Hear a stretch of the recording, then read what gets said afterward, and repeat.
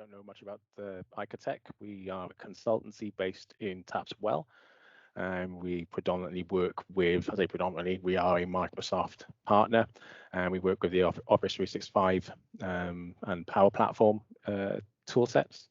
It's typically looking at project management and visualization. So as it's coming up past the hour, I think I'll make a start. So as I've said, my name is Matt Richards.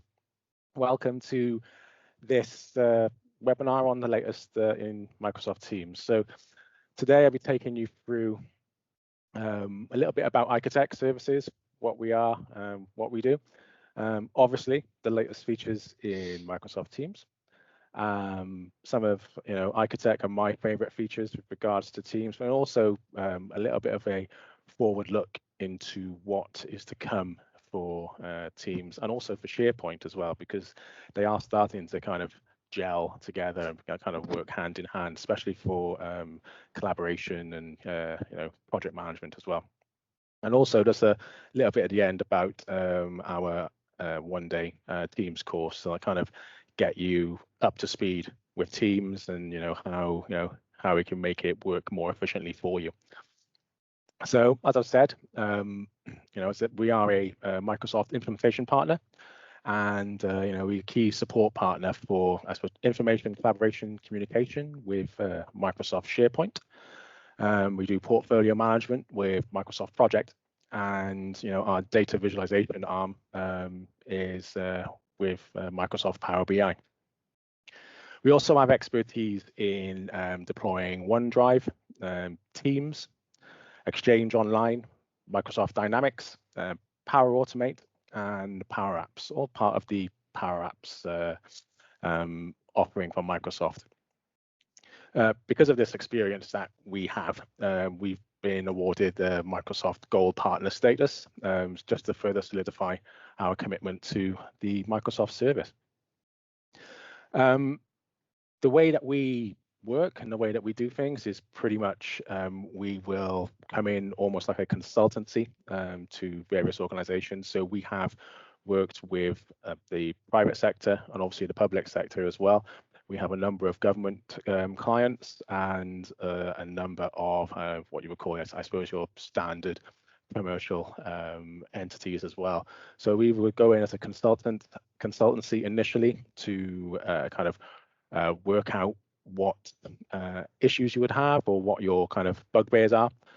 We provide you with a number of different options for solutions within the 365 environment, and then we would develop that with you to kind of to your requirements and to your specifications to make sure that it was something that was ideal for you, and then we offer a service of iteration. So as your business grows and your business evolves, the tool sets or the systems that we have put in place will grow and evolve with you as well. So on to, I suppose, the latest in Microsoft Teams. So Microsoft Teams is more than just a chat window or a chat tool for you to use. It's constantly evolving. Since December, there's been 30 new features released, and that's since the middle of December. So they kind of have Microsoft kind of have a shutdown towards the end of the year, and they don't really roll out much, but they've still managed to pack in 30 new features. And currently there are 4 of those that are still in preview. So they are ones, when I say preview, they're features that have been rolled out and given the kind of like the green light. And if you go into options within your Teams, you can see some of these new ones and what they actually do for you. So I am not going to go through the 30 new features. We would be here for quite a long time. So I've picked out a couple to kind of talk about, talk you through and show you in terms of some examples. And then after that, then we'll go on to what is the future in terms of the future rollouts and future things that are going to be launched or are currently in development. So in every organization, there is a need for approvals, approving a document, signing off, especially within the Power or the project environment. So in order to get to those results faster. You can use approvals within Microsoft Teams. It allows you to easily create, manage, and share or act on approvals directly from your hub, for your teamwork. So it's a native application. And as I said, it lets you create and share approvals from your channel. So you can quickly start an approval flow from the same place that you would send a chat, or the same place that you would, be in a channel conversation, or even from the approvals app itself. So you would just select an approval type, add the details, attach the files that you wanted to be approved, and then choose your approvers from within your organization. So in order to use approvals, you can quickly create an approval request by clicking, as I said, in the chat or in a conversation. And then from there, you simply fill in the names of who it is you want the request to be sent to and any other additional information. And when you created that, you can actually get custom responses back to tailor your request to the needs of your business. So you're not just pinned into the Microsoft pigeonhole. It can be set and can be bespoke for the way that your business works. And as well as, I suppose, once you've received an approval and when you're tracking it, you can see all of your approvals in one place and in one team, if that's what you require. So each request is displayed along with key details such as the status, the source, the requester, and approvers. You can also select a specific approval to see some more information and track your progress.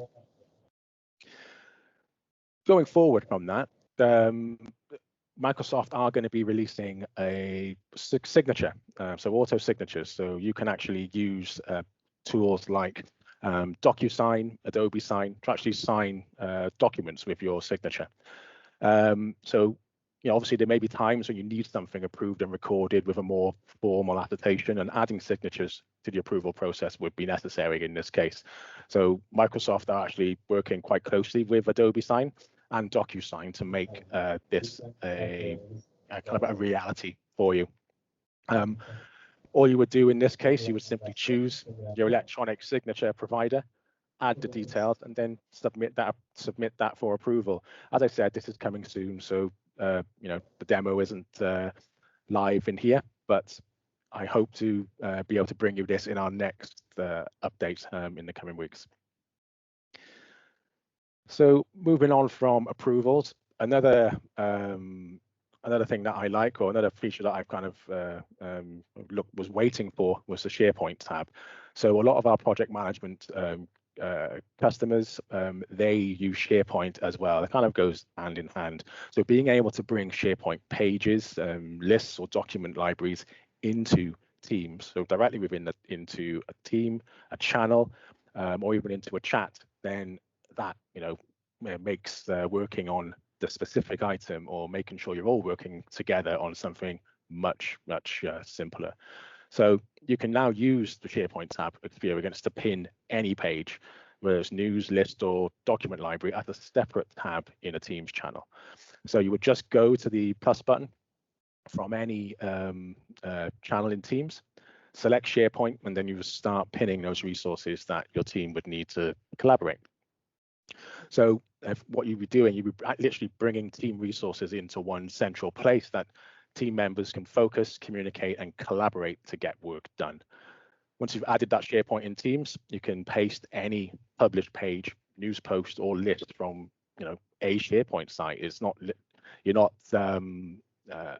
pinned down to your own ones. You can pin websites and everything from any site as well.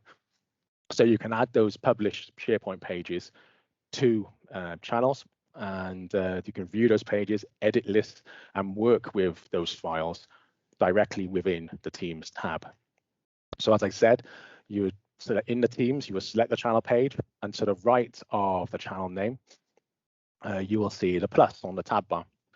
You select the SharePoint tab, select pages, and then you select, the post to channel. So here you are, you're selecting the SharePoint tab, select the pages to see a list of existing SharePoint pages. And then you select to post a channel about this tab. Now what this does is it creates an automatic post or a chat or a conversation within that channel to say, hey, we've just created a new tab for our SharePoint pages, and it lets everyone in that team know that it's there. Once you've clicked save, that's exactly what happens. It posts it off the Teams, and your entire team will know that it's there. If you don't want them to know it's there, if you're not ready for it, just uncheck the box. One thing that one feature that kind of really got me interested recently on a recent Teams training course was the live captions. So live captions are available both in meetings and on one-to-one calls. So if you're on your mobile, you can call up live captions, and it will actually give you, what we would call today as like subtitles for what is being said. This is something you can try now if you like. If you go to the top bar, you've got the 3 dots, which is the more options. And if you scroll down to the video area, just underneath there, you'll see the CC icon. You click that and it will bring up subtitles. So everything that I say will be coming up, and it's not, you don't have to preload it and read off an auto cue. It is quite literally taking my words, sticking them on the screen. Even when I say the ums and ahs as I go through and think about what I'm going to be saying next. So the live captions display, it's a text version of the audio in any call, and it can be enabled via the control bar in the more options window. The feature has been designed to make meetings more inclusive and effective. So a recent client of Icotech was a company that dealt with people with learning disabilities. So having the ability to use captions and also things like the immersive reader were very beneficial to what they needed to do as an organization. So as I said, it helped users follow along with the conversation in noisy environments. We're all working at home at the moment, or the majority of us are working at home at the moment. And you wouldn't have seen 5 minutes before this, I was clearing all the toys away from the floor. Normally my son would be sat in the corner making lots of noise, but having captions to be able to go off makes things a whole lot better. Another feature which you would have noticed already, especially if you've been using Teams for meetings, is the end of meeting notification. Now this is something which was brought in based off the fact that one of the key points from the free version of one of Teams' rivals, so Zoom, everyone would have heard of Zoom when we hit the pandemic, was that the free version gave you a warning, a countdown for the 45 minutes, your free 45-minute meeting. Now this within Teams is not a countdown, it's literally a timer. It lets you know, just like a reminder to say, look, you've got 5 minutes left on the meeting time, just to be aware. So basically it tells the users that it's 5 minutes in your scheduled meeting, and it's triggered for all private and channel meetings, but it won't cause the meeting to end automatically. So as I said, if you've used the free version of Zoom to hold a meeting, you're probably imagining a familiar scene. Free Zoom meetings can only last 45 minutes. And when the meeting is in its final quarter, the software will show a small but ominous counter to warn everyone that the meeting will automatically close. The timer is both a curse for those with a lot to say and a blessing for those who end up staring toward the ceiling and wondering when it'll end. However, Microsoft is quick to clarify that Teams and this new timer does work differently from Zoom. So, as I said, it's a counter. It's not a countdown, and the meeting will not implode on itself. Instead, it's more of a gentle reminder that the scheduled ending time is approaching. And when the timer reaches 0, nothing happens. The meeting is free to wrap up on its own terms. So, as such, if you like to waffle on past your allotted time, you're still free to do so. Just don't be surprised when your coworker starts sighing and fidgeting once the timer reaches 0. That being said, in meetings, another option, especially when you are dealing with lots of people in a meeting, you can actually turn off chat. Now, this has been set up for meeting organizers to be able to kind of keep a rein or a lid on the chat, either during a meeting, before or after as such. It's something that comes in handy, as I said, especially if you've got if you're presenting to like 70, 80 people and you're not able to kind of fully monitor the chat as it's going down. So this is something that can be done. So there are 3 options: enabled, disabled, or only during the meeting. Now, enabled is the default option. So your attendees can chat before, during, and after the meeting. Disabled, no one, including the organizer, can send chat messages. So that's just no chat whatsoever.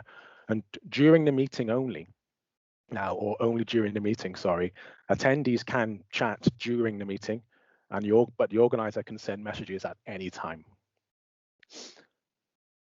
Another nice kind of feature for Microsoft is the virtual breakout rooms. So again, if you're doing training, so again, a recent training that we had at Icotech, where we split the group into 3 separate teams as such. I was able to put them into 3 separate breakout rooms. And as a meeting organizer, I was able to move from room to room as such, much like in a physical classroom where you would break out the teams or the lessons or class into separate groups. And as a teacher or the organizer, you can walk around and see how they're all doing. It's exactly that, but virtually. So as I said, meeting hosts or organizers, they can create the breakout rooms that can be used in the meeting. You can assign participants to a room and call them back to the larger group when the breakout is complete. So as I said, in all but like the smallest meetings, it's hard to kind of have those open discussions and meaningful exchange of ideas. So creating breakout rooms to bring participants into small groups for lively conversations and brainstorming sessions, helps a lot. Only meeting organizers can do this, and it's only on the desktop versions. I will stress this, only on the desktop versions of Teams. So that's for Windows and for Mac. So what you will have to do as a meeting organizer, you set the number of rooms, so how many you want, and whether you want those teams to be automatically assigned to a room, or if you want to do it manually. So when you automatically assign, it is quite literally that. Teams, the tool itself, will randomly assign people to the rooms. But if you have a set way of doing it, let's just say you want all the finance guys together, you want all the HR together, you can manually do that and put them into separate rooms. Now, another feature that has recently been kind of rolled out to Teams is data loss prevention. So I come from a data background. I've worked for a number of large companies in terms of doing their being part of their data rollout or making sure that there's a key data strategy in place. Now, having a data loss prevention policy within your Microsoft tenant is very commonplace now. But as we are now all working from home, you must have called up a call center or I recently spoke to someone at EE, and their person that I spoke to was actually sat at their kitchen table, taking me through, the issues with my mobile phone. Now, having said that, they have been provided with the information, the kit, and all the tools to do their work, but they can still pass, I suppose, private information back and forth using Teams on the chat. Now, if you have a data loss prevention policy put in place, I will stress this came out a little bit too late for me to get the slide in. You can define those policies that prevent people from doing that. So within Teams, you can protect sensitive information from appearing in messages. So with your data loss prevention policy set up, if Teams detects that there's personal information within your Teams chat or your channel, it will automatically delete it. Now, it's deleted within seconds. It's basically according to how your data loss prevention policy is set. So you can prevent, Teams will actually prevent the sharing and loss of personal information. So for organizations that deal with customers face-to-face, and you have your workforce at home, let's say, or even when it's back in the office, people talking about specific policies or specific people that is classed as sensitive information can be blocked. And it's also not just within your own organization, as if it's being passed outside of your tenancy as well. So emails and links that are passed within Teams, they will be blocked because they contain sensitive information. So in terms of Icotec's favorite features and kind of my favorite features, I've picked out a few. So Icotec, obviously we are Office 365 Microsoft Gold partner. Most, but all of our clients that we work with, they have their own tenants set up with Office 365. So as Teams is a Microsoft product, it integrates beautifully with Office 365, which is perfect if you're already using that for your business. The Office 365 applications that get used every day in your workplace, like Word, Excel, PowerPoint, OneNote, SharePoint, Outlook even, they're all fully integrated with Microsoft Teams. So there have been a number of improvements of Office 365 group admin experience over the years. But more recently, you can now easily and swiftly create teams within a group. You can bring deleted groups back. You can edit the group email alias and use sensitivity labels if you want. But for those users who still prefer Windows Explorer, Teams is also optimized for this browser too. So you're provided with Explorer view access to OneDrive and SharePoint locations directly from Office Suite applications or Explorer itself. So this in itself is a major tipping point to push people towards Teams when they're considering the Teams versus Zoom question. Reducing email. So obviously Teams will help in a very simple way. You'll have less clutter in your inbox because you can have prompt, quick questions resolved, over Teams chat rather than a potential long wait for email replies. A nice feature, I think, of Microsoft Teams is that you're able to send an email to the team channel. So with the contents of that email appearing in the threaded conversation, so all of your team can see the email in context of that conversation as well. So it's not just doing away with email. Yes, you're reducing it, but integrating it into your Teams channels as a point of reference for the things that you are working on. 365, the cloud, OneDrive, SharePoint, it's all to do with collaboration. When you can work in real time with documents. So linking those documents into Teams channels means that you can do this pretty much off the bat. So real-time presence changes come as a kind of pleasant surprise to those who have been worried about the slowness of the updates in Teams. Now these all happen in real time. So if your organization recently moved from Skype Business Online because the update of real-time changes wasn't actually real time, it was more of a scheduled process, then coming to Teams, you can complete your work in real time with your colleagues as you chat together, work on the files. You can see what different areas other people are working on within that same document. And because you're not taking turns and updating a document, emailing it off to someone for them to add their bits, you can kind of say goodbye to having multiple versions of everything. You'll have your one version within OneDrive and everyone can work on that together. It makes it a lot easier, especially for large organizations that may be putting together tenders and proposals for certain bits of work. If you're all working on a document together, you're not waiting for for Jane down in finance to do her bit while then it gets pops off to Bob in accounts to do his. It's all one flowing, living, breathing, organic document. Excuse me. Teams isn't only available on, your tablet devices and your laptops. It's available on your mobile phones, iPads, iOS devices, Android, Windows phones.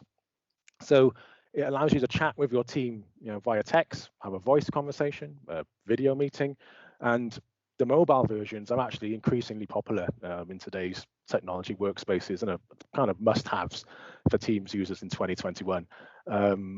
It's it's a seamless kind of transition for picking up a call from a meeting or someone on a Teams meeting, joining a meeting when you're stuck in traffic, and then arriving at home, grabbing your phone, walking in, turning your computer on, and then transferring your call seamlessly to your desktop or to your tablet device. The users don't know that you've done it. I'm sat here now and I've got my Teams on my desktop machine. I've got my Teams screen on my iPad, so I can see what you guys are seeing. It is pretty seamless, and the number of times that I've had to move location during a meeting, especially working at home and having lots of distractions, I can't count. But the number of times it's been a distraction, I know has been zero, because the people you're speaking to don't know you're doing it. It's a wonderful wonderful tool. For those of you that work with external vendors and external clients, you can use Teams to chat with those users from outside your organization using their direct email. So they'll be tagged as guest users, and this functionality is great for communicating with I say vendors, third parties, because this guest access allows teams in your organization to collaborate with clients, contractors, stakeholders, just by giving them access to your team's existing team channel. Your admin can control which features guests have access to, so you can be confident that the business information won't be put at risk. And anyone with a business or consumer email account, such as Outlook or Gmail, can participate in Teams as well. So they kind of are, kind of my favorite features of Teams. And to be honest, looking at the roadmap going forward, there are some others that are going to supersede this. And if I take you through a couple of those that I picked up. So in terms of Teams, what is next for Teams? So there are quite a few options. I say options. There's quite a few features that are going to be released in the next 3 months. So in total, I think there are I think there are 136 different features and options that are coming through. So again, I'm not going to take you through 136 options. You guys have got better things to do. It's 4:30 on a Thursday. Wish it was a Friday. It's not. 4:30 on a Thursday. You want to be getting on your way. But in terms of what we've got with Microsoft Teams, and the things that I like, so there's a new file sharing experience. So you can streamline your sharing with Microsoft Teams, and users can create a shareable link for any file stored in Teams and directly set the appropriate permissions. Additionally, I suppose the users will be able to set those permissions and files for those files stored in SharePoint or OneDrive while composing a private chat or starting a channel conversation. The chat bubbles, chats sent during Teams meetings will surface on the screens of all meeting participants, making the chat more central to the conversation. So currently, when you're in a meeting, if someone makes a chat or sends a chat message, you'll see a little orange notification pop up at the top of your screen next to the chat icon. But now, if someone was to ask a question, I say now, going forward, if someone was to ask a question and put something in the chat window, then that would be surfaced on the screen so everyone could see that. So it makes it more kind of inclusive to the conversation or for the meeting. For things like this, larger meetings where you have a meeting attendee dashboard. So this enables organizers to measure registration and attendance data in the reporting dashboard. As I mentioned before, my background is data dashboarding and pulling all kinds of weird ideas together into something that's coherent and tells a story. This is just another way of getting extra data and seeing the usage statistics and also the analytics that go around and surround the tool set and what there is. The meeting attendee registration. So obviously you've all registered for this meeting to be able to attend today.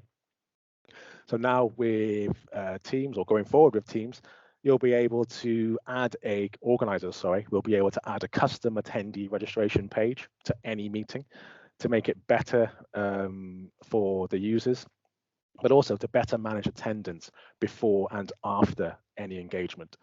Following registration, attendees receive an email confirmation with the calendar invite. Tasks within Teams, and that's something that is, it's kind of like Task by Planner is one of those, I suppose, apps that comes with Teams. So if you're on the left-hand bar of your Teams environment, you can click on the More Options icon. So again, that's the 3 dots, and you can bring in extra. You can actually pin extra applications to that sidebar. One of them is Tasks by Planner. So with this new feature that's coming forward, you'll be able to quickly create tasks right from any Microsoft chat or channel conversation without having to switch apps or windows. So all you do within a chat window, again, you see that 3 dots icon, you select More Options on a Teams message, and you choose Create Task. So where at the moment you would hover over it and you would see your reaction. So you have the thumbs up, the smile, and all of that. Next to that, you have 3 dots, and there are some other options there which allow you to create the task and track that task within app in Teams. Another nice option in there is the translation tool. So dependent on your home language, your desktop language, if you're in a meeting with a lot of people who speak different languages or are from different countries, you can turn on the live captioning for that, and what they will receive will be your words. So if someone's, if this was live now, you would receive my words but in your language. So almost like the universal translator from Star Trek or whatever. So Captain Kirk could understand every species that he encountered purely because he had a universal translator. But that's technology that's not available in Teams, but we're getting pretty close. In terms of SharePoint and the new stuff that's coming in there, we've got a couple of nice things. We've got our SharePoint Admin Center and homepage. So for those of you that are administrators, work in IT teams and working as part of that environment that looks after the tenancy for 365, the SharePoint Admin Center is just going to change slightly. So when you first land on the SharePoint Admin Center, Microsoft now want it to look familiar and useful, which to me seems, that's rule 1. It's got to be useful. But the idea is to provide that familiar experience and take a similar design approach from the standard Microsoft Admin Center. So you will start to see more and more cards and graphs appear over time. So then you can see insights on your files, your usage security, recommendations, training, and so on. It will make it much easier for you to see what's happening and then take the appropriate action. Updated tag and columns for images. So obviously you can tag channels, you can tag chats with things within Teams. I say obviously, this is another thing that maybe you may not be aware of, but it's part of our training. So image tags, they're going to be automatically created, including descriptive labels when they're uploaded into SharePoint. This will allow you to improve the Microsoft search results. And with this kind of update, when it comes, the users will be able to manually add or remove tags from this column using like free-form text. And additionally, there will be a new flow trigger in Power Automate. So for those that incorporates your Power Automate and your flows into your environment, then you'll have a new flow trigger that will be programmable. So you'll be able to kick off specific actions based on those tags. Company branding and an auto news digest. So within SharePoint, obviously you can change like the logo on the top left and kind of make it look like your environment, but that's going to be kind of rejigged. So for SharePoint news users, Microsoft are going to launch an update to the Auto News Digest feature. So what will happen is that Auto News part will, you'll receive it now, and it will be fully company branded digests, giving you news about the different information. And I say news, we're talking about the changes to your files and what's happened, who's worked on what, and how that all fits in with the specific project that the SharePoint Digest is for. Page analytics. So again, this is something that kind of pricked my ears, anything to do with analytics and data. So now, I keep saying now, but going forward, you'll be able to view rich page analytics on SharePoint pages, including things like the page views, the viewers, and the page traffic. So then you can start to really kind of hone in on what is being found useful within your organization or within your project, your team, and then make the necessary adjustments to kind of make it more efficient as such. So that kind of sums up, the features that have been brought out recently and the ones that are going to be, the ones that I've, kind of have highlighted going forward. In terms of what we do, Icotec, and I mentioned this before, we can, teach you what we know as such about Teams. And as I said, Teams is always evolving, but the way that organizations are using the tool, or I suppose not using it to the best of their advantages at the moment, is quite a stark contrast in the different organizations that we've met with. So our Teams training, it encompasses it's just like a one-day course. I say one day, this can be split. It's, it's 8 hours. It can be split into however you want. So if you want to do an hour a week, just to have a get together and learn a few things and then go off and try it for a week and come back, that's how we can do it. So things like creating and managing Microsoft Teams applications, understanding channels, groups, and chats, and the key differences, how you communicate, via chat, audio, video streams, collaboration, which is a key one for us here at Icotec, and also the integration of Teams with 365 applications. There's a example agenda there, but it's something that we at Icotec are kind of looking to push further as well, because we've seen, as I said, there's a stark contrast between how different organizations use Teams, whether they're using it well or not. It's always, there's always questions that have to be asked, because as I said, it's evolving, and one thing that doesn't work one month, may work the next month.